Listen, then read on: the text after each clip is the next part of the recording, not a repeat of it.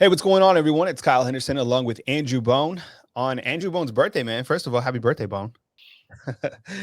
Let's start out when we kind of talk about the recruiting, and the purpose of this show will be to kind of recap the signing class and kind of turn the page to 2023, and let's kind of talk about this class and really the biggest takeaways, because I know on signing day there wasn't a lot of prospects that signed. In fact, there was just one, and then Alabama actually had a graphic for a long snapper. But when you kind of step back and look at this class overall, what are your biggest takeaways? Well, I think my biggest takeaways from this class is just, first off, speed. There's a lot of speed in this recruiting class. Whether that's Isaiah Bond, Kendrick Law, who are, sub 10.5 guys in the 100 meter, Kobe Prentice, Aaron Anderson. There's just a lot of speed in this recruiting class. I think that's something that Alabama really wanted. They really focused on the wide receiver position, even though they signed some great wide receivers in the in that 2022 or 2021 class. They got a lot of really good ones in this 22 class. Sorry, and I think they're really excited about this group that they're bringing in a lot of great players, and we saw a lot of those guys play in these All American games in January, and guys who had a lot of success, whether that was, dominating at practice every single day, or going into the game and making big plays. So I think, speed at the wide receiver position was a big home run in this recruiting class. I think tight end. Also, another big hit for Alabama. Alabama just hadn't signed a lot of tight ends over the course of the last few years. They might sign one, maybe two every now and then, but yeah, I mean, you really wanted to focus on getting some really good tight ends in this class. And you started out early by getting Elijah Brown out of Ohio, who's kind of your bigger bodied, athletic tight end. That's he's 6'5.5", about 245 pounds, so he's a big dude. And then you go out and you get Amari Kneblack, who is just one of the absolute physical freaks of this entire class, not just in Alabama's class, but in the class overall. So I think Alabama is extremely excited about what they're bringing in with Amari Kneblack, 6'4", about 230 pounds. Also, brings a lot of speed to the table. 4.58 and 40 at Alabama's football camp last summer, and then on Wednesday, they had Danny Lewis, who has nicknames the Dinosaur. He's 6'4", 260 pounds. I think his profile page there says 240, but I think he measured in at 260 pounds at Alabama's camp, or not camp, but the on campus last weekend for his official visit. Just a big kid, very athletic. Is a three-sport athlete, plays football, basketball, baseball. And Alabama went and watched him play basketball a couple of weeks ago. Really loved what they saw in terms of his athleticism, moving up and down the court. And, obviously watched his highlight video, talked to a lot of different coaches, felt like he was a good addition to this class, especially after losing out on Jaleel Skinner, who flipped to Miami during that early signing period. So, really getting speed in this class, really going after and getting, some great tight ends. I think those are probably my two biggest takeaways. Obviously, you get a great quarterback in Ty Simpson, who I feel like has got a chance to be a really special player down the road. And, one thing I really like about Ty in this age of transfers and, quarterbacks getting upset that they're not, the starter right away, so they're going to go transfer somewhere else. Ty's always been this kid. Of course, you never know how it all may end up, but knowing Ty, knowing his family, he's always kind of said, he doesn't care if he starts as a true freshman or if he starts when he's a fifth-year senior at Alabama. He wants to go in there and learn. Wants to play for the best program in the country. Wants to get coached by the best coaches. And he saw what Mac Jones was able to do. Mac Jones stuck it out. When he could have easily left and gone somewhere else and started, a little bit sooner, Mac stuck it out and became a first-round draft pick.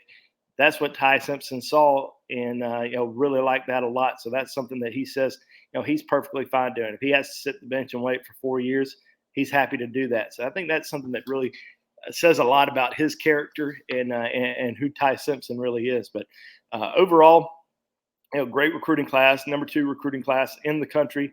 I think according to all ranking services, I think Texas A&M ended up with the top class, but Alabama did have the highest star average in the country. So top to bottom, one of the best classes that Coach Saban's been able to bring in. I think Alabama fans, Alabama coaches are extremely excited about this particular group. And I thought they did a great job of really evaluating these kids because you go throughout the spring, there weren't a lot of commitments, and it was kind of planned like that. Alabama didn't want to rack up on a lot of early commitments. They wanted to bring guys in for football camp because you had that COVID year where you didn't really get a chance to see any kids. They weren't going to take kids early that they hadn't had a chance to see in person yet. A lot of kids in that 2021 recruiting class who they had not seen him, they never got a chance to see him in person, even though it was a great class, highest rated class that we had seen on Rivals in the modern rankings history. They still hadn't seen those guys. They obviously saw a lot of film, had a lot of Zoom calls, but meeting these guys in person, they didn't get a chance to do that. You finally got a chance to do that with this 2022 class. You brought guys in for official visits, or during the camp. Things kind of opened back up on June the 1st, so they were able to get a lot of kids to come in, work out, or at least see them in person, get an accurate height and weight on a kid. Because there's probably kids that are out there that say, "Hey, I'm coach, I'm 6'3", 190 pounds," and you finally get them on campus and they're 6'1", 155 pounds. So you want to get those guys on campus for a proper height and weight, and work them out a little bit, and get to know them, get to figure out, is this a guy that we really want as a part of the class? Because a guy like Kobe Prentice last year would not have been to Alabama's camp, would have committed to Maryland, and not had a chance to earn an Alabama offer. He goes to Alabama's camp, runs a 4.38 in the 40, becomes a major target for Alabama. Amari Knee-Black, kind of the same situation. Didn't have any, had some offers, didn't have like the big school offers, and ends up at Alabama's camp, and ends up in the top 100. So I think getting the kids on campus again, seeing everybody, getting a chance to work them out, because there was a lot of guys that were probably at the top of the recruiting board, at least in the top 5 at certain positions that came in for camp this past summer, and Alabama finally got a chance to see them and said, these guys aren't good enough to play here. They're going, but the guys who were way down the board were, so were able to move those guys up a little bit, and we see what Alabama was able to do, during this recruiting cycle. Here with Andrew Bone talking Alabama Crimson Tide football recruiting. Bone, as we look to Alabama's class, and you kind of look to the guys that they brought in from 2022, in your opinion, who do you think has a good opportunity to potentially, make the biggest impact? I mean, I guess, let's steer away from the transfers, because I think those guys coming in, clearly they're veterans from other places: Elias Ricks, Jamari Gibbs, Jermaine Burton. So that kind of seems like the obvious that those guys could have the best chance to get on the field and be starters. But from the freshmen that are coming in, whether that's the early enrollees or maybe some summer enrollees, which guys do you think have the best shot to get on the field in 2022? Well, I think you got to look at the receiver position first. You got some really great wide receivers in this class. You got some guys who are already on campus. Outside of Jermaine Burton, Aaron Anderson, 5-star wide receiver out of New Orleans, one of the most dynamic, explosive wide receivers in the entire country. He's already on campus, and I think he's got a chance to potentially. It's hard to say make a major impact, because you never really see a fresh make a major impact, but they can get on the field and they can have success. I'm really intrigued to see what this sophomore class of wide receivers does at Alabama this upcoming year, because the spotlight's now going to be on them. Is Ajay Hall going to step up? Ja'Cory Brooks, Christian Leary, JoJo Earl, those guys, there's going to be a lot of eyes on those guys this spring to see how well they do. And if they can't get the job done, it's going to be one of these freshmen who's going to have a chance to really step up and make a big impact, like Aaron Anderson. Kendrick Law, also another guy who you can move around. I mean, you can move around wide receiver, running back. I don't see him as a defensive guy, but I think he's a guy who could certainly make make some sort of impact on the team, because he's one of the best athletes in the entire country. I really wish that Alabama could have gotten Amari Black on campus early. He just had some things academically that he had to kind of take care of. Nothing really to be concerned about, but in terms of enrolling early, he just wasn't able to get there. So he'll be there in May. But this is a guy who could potentially make an impact early at the tight end position, and I think he's working pretty hard to be able to do that, even though he's not on campus. I think he's being told, hey, this is what we want to we want you to work on, what you need to prepare for, how you need to train. I think he's going to come in well prepared and potentially make an impact, even though he's going to be a little bit of a later start than some of the guys who are already on campus. I know a lot of people have talked about Tyler Booker potentially making an early impact.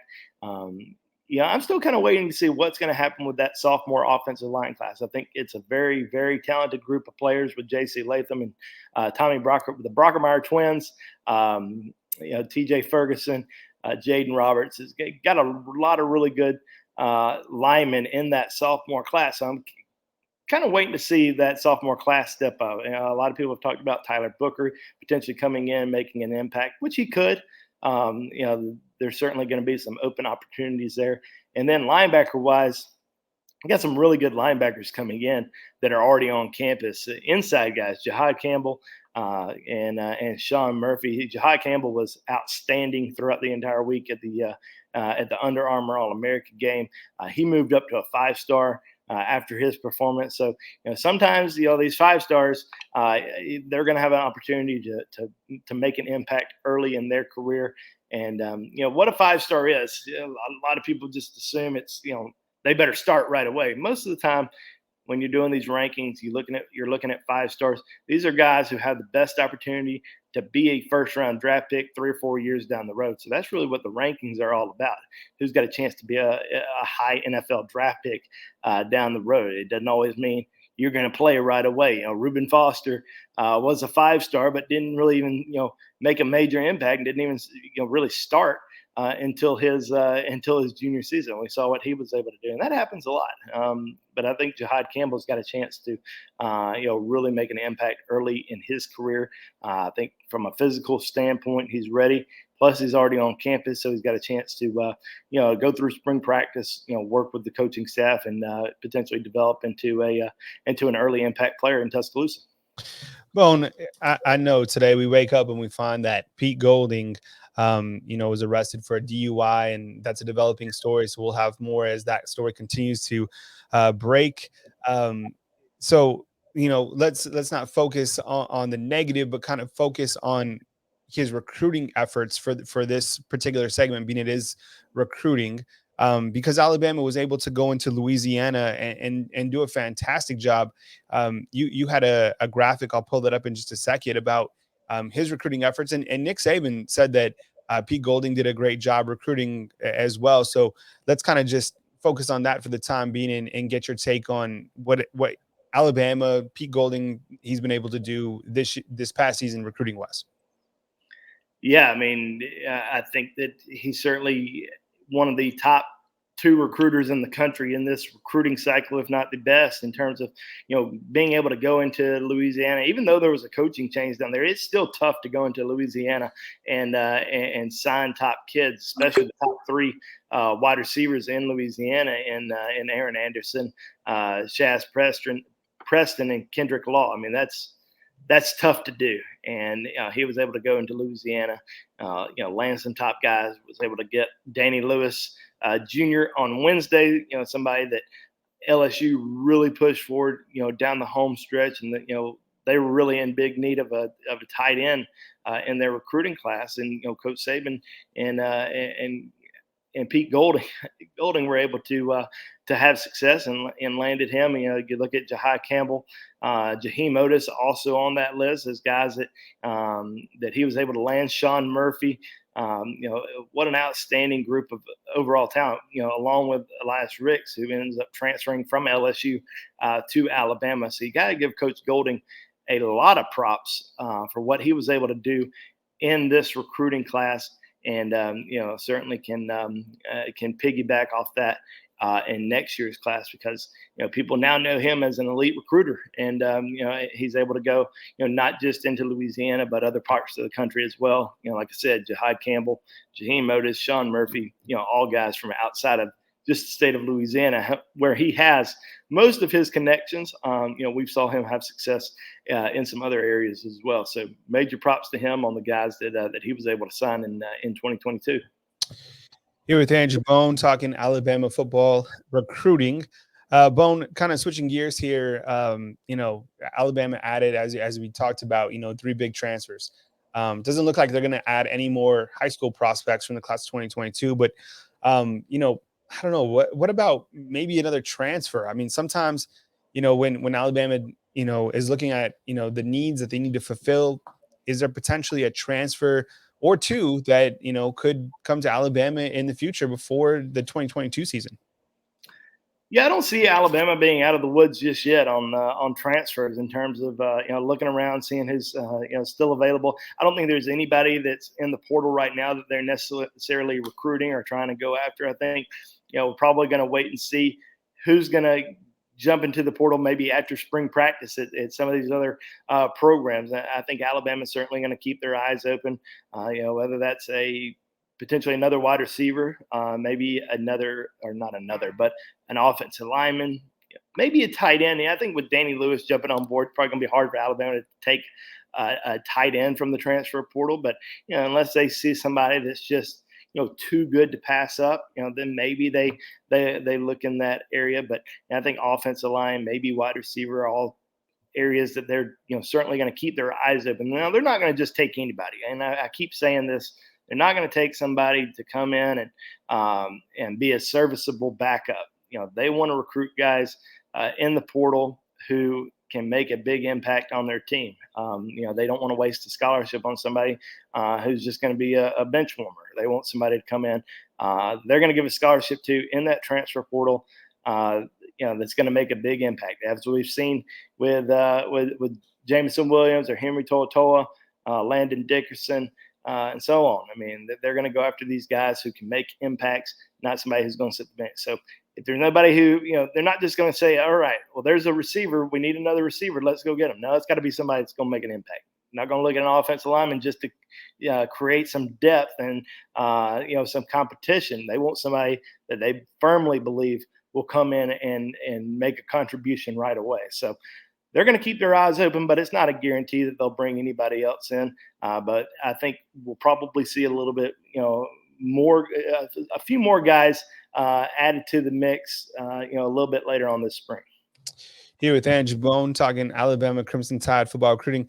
If you see me look to the right, so I have this window and looks to the neighborhood. We are seriously, this is a torrential downpour. I think we're actually under a tornado warning. So, when you've lived in Alabama and you're from the West, these storms are crazy. So I'm just kind of marveling at the storms. Here with Andrew Bone talking Alabama Crimson Tide football recruiting. Bone, you wrote a story a couple days ago talking about some early 2023 names to keep tabs on. Super early. Alabama has one commit. Elliot Washington, go read the story from Andrew Bone. You interviewed his pops, played for Alabama on the basketball front, early 90s. Who are some other guys to kind of keep tabs on, names to know when we start to look to 2023? Well, whenever we start talking about next year's recruiting class, the biggest thing is always, what are the biggest positions of need? And, where did Alabama, really not load up on in the previous class? And so you look at the defensive front, you look at the offensive front, where Alabama only signed 3 players at each position. So as far as offensive linemen are concerned, I can see Alabama signing anywhere between 4 and 5 offensive linemen in next year's recruiting class. Some of the top names that they're already going after who visited Tuscaloosa in the last couple months include Miles McVay out of the East St. Louis, Illinois. Definitely a top target for them, and somebody that I feel like Alabama is going to have a great chance to land. You also have Alas Edelman, who is actually out of Finland, who moved to the Northeast back last year and has visited Alabama twice already. He's going to come back in the spring or early part of the summer with his family, who's still living over in Finland. So they're going to be back. I think Alabama's in great shape with him. And then a local lineman from Tuscaloosa out of Northridge, Wilkin Formby. Big kid, 6'8", 310 pounds already.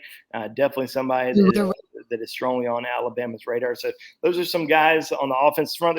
Trust me, there's a lot more. Caden Proctor, who's a 5-star out of Iowa, big target for them. So there's certainly a lot of other guys that are going to be visiting Alabama this spring. And then, as I mentioned, the defensive front. Alabama signed 3 players.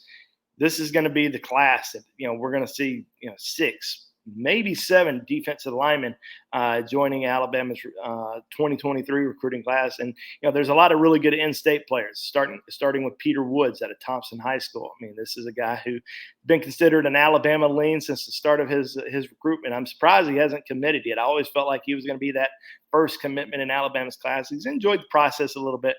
Just recently took a visit to Clemson, was in Tuscaloosa a couple weekends ago. But I'll be shocked if he's not a member of Alabama's class at some point before the start of his senior season. Kelby Collins out of Gardendale, another big target for the Tide at the defensive end position. James Smith out of Carver High School in Montgomery, big interior defensive lineman. Tamarian Parker out of Central High School in Phoenix City. These are all in-state guys that Alabama has a chance to land in this recruiting class. Looking outside the state, you got to look at Jaden Wayne, the 5-star defensive end out of the state of Washington, another major target for the Crimson Tide. So I mean, I feel like Alabama is going to have a lot of success on the defensive front in this 2023 class. And then I think also you got to look defensive back wise.